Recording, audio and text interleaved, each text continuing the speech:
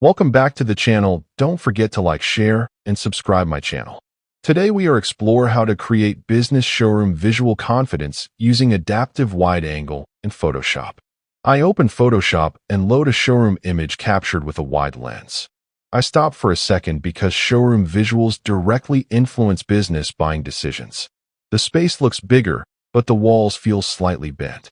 I duplicate the layer first to stay safe. I open Camera Raw filter and select adaptive wide angle.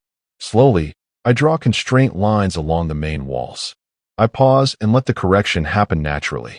I add another line along the floor edge to ground the image. I zoom in to inspect products and brand logos. Everything starts feeling stable. I slightly fine-tune the scale to keep real.